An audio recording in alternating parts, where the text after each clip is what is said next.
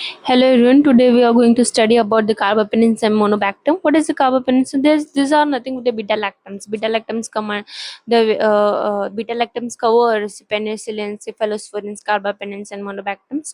What is the main target of the beta lactam is the penicillin binding protein or transpeptidase enzymes, which is present in the cell membrane, not cell wall.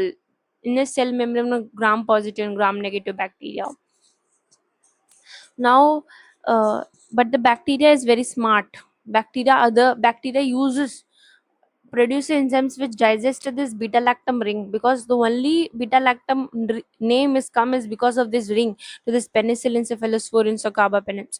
Now what is the common in that all is the beta lactam ring, which is a four box ring you're able to see the, but the bacteria produce a beta lactamase enzymes which digest this base of this, yeah, base of this beta lactam ring. Now what is the difference between carbapenem and cephalosporins? One is thing that is hydroxyl ethyl hydroxyl ethyl group which is present on the sixth position. It's act like a, it's act like a physical hindrance to beta lactamase or to act. That is why it is a last resort and the reserved drugs. It's not used in the common infections. It is used in hospital acquired infections.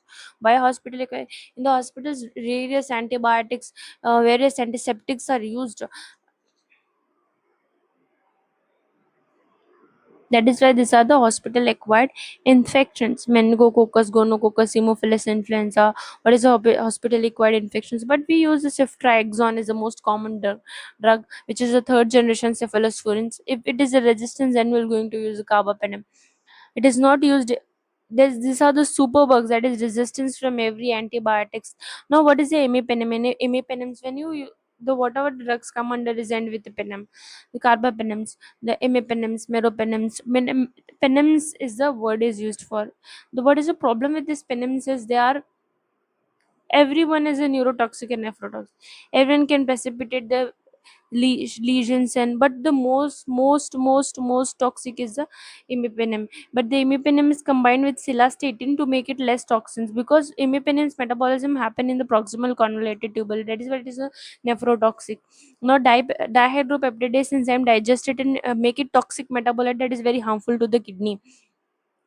So we should block this enzymes with the help of cilastatin. Now cilastatin block this enzymes, दो काम हमारे हो जाएंगे. This imipenems become a long acting, and the second is it is an effective.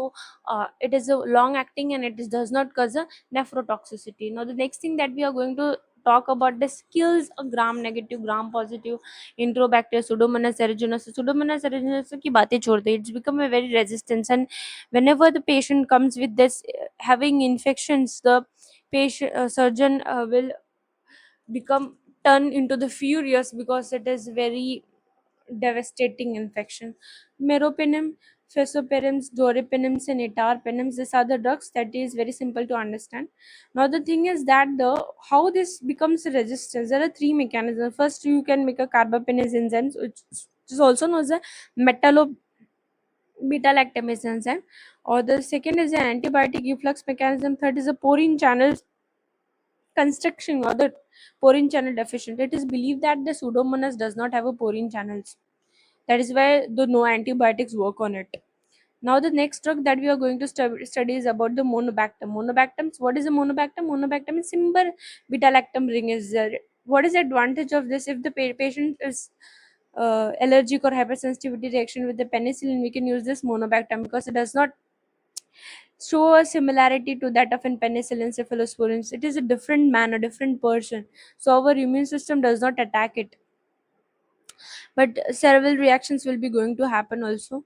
And you cannot use in the gram positive bacteria, because gram positive bacteria is resistance. For example, cocci, they are resistant to vancomycin also. What is the इसकी क्या औकात है उसके सामने monobactam की.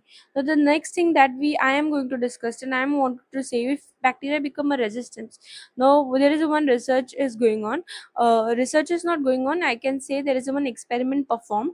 A patient with a thoracic cavity infection, what happened, it is a no hope is left with that, and we have a last resort to do is that a doctor injected a thousands of bacteriophage in his thoracic cavity. What happened, he is get cured.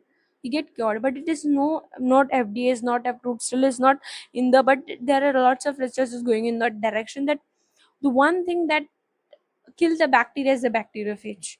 The bacteriophage is that what destroy the bacteria. It is believed that 2050 the patient will die just because of a simple cut or cough, because antibiotic resistance, because your antibiotic will not, if you use unnecessary use of using antibiotic, making yourself more vulnerable to resistant bacteria. So use antibiotics cautiously. Studying antibiotics nicely is very important. Now the one thing that you will essentially understand is this bacteriophage does not affect our human cells. No, it cannot affect our human cells. It can only affect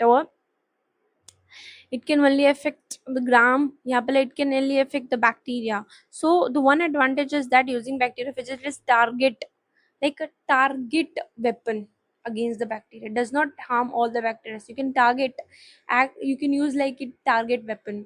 And the second thing is you can save your useful bacteria of intestine which are destroyed because of using the antibiotics. So use of antibiotic cautiously is very much important.